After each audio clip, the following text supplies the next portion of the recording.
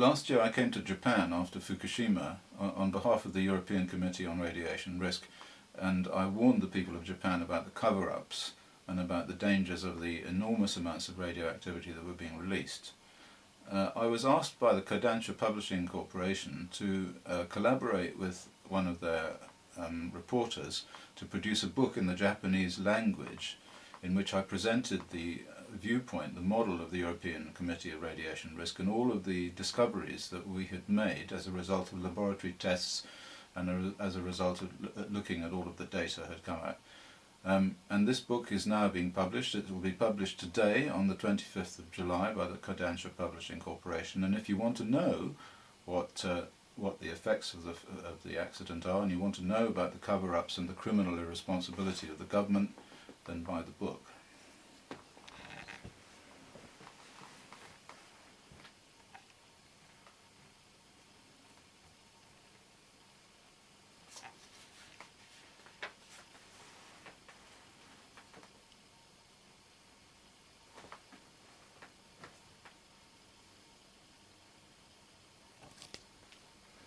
In this book, you will see leaked data on the extent of the contamination.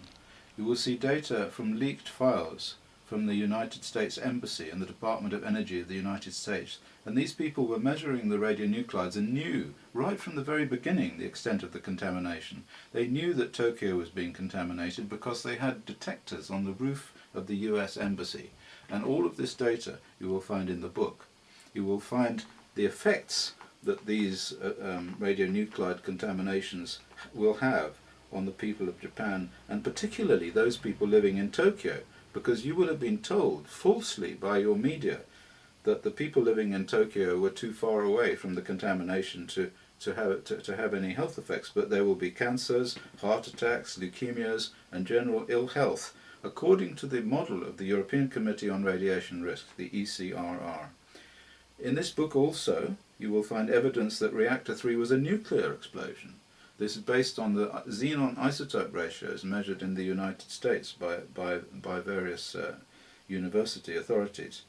You will find evidence of cover-ups and criminal responsibility by both the Japanese government and the international authorities trying to save the nuclear industry. I've been warning since the Fukushima accident of these cover-ups of the health effects, and since then we have seen many pieces of evidence of the dangers of these exposures. You have seen people dying suddenly for no apparent reason, people dying of heart attacks, children dying of heart attacks, and we now know as a result of a recent survey that 36% of children examined in the Fukushima prefecture have growths on their thyroid gland. You need to know the truth, and if you want to know the truth, you have to buy this book. And there's one particular piece of evidence that that shows the true horror of what happened. There was an air conditioning filter sent to the laboratories of the ECRR here by a lady from central Tokyo who lived on the 20th floor of a high-rise apartment. And this is an air conditioning filter from inside the building, so it doesn't take any air from the outside of the building.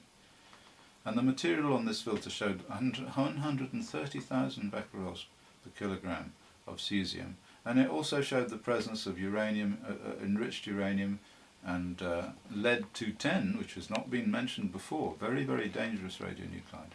So I'm going to show you how we measured the radioactivity in this filter. And you can see now the true extent of the contamination of Tokyo. Thank you for listening.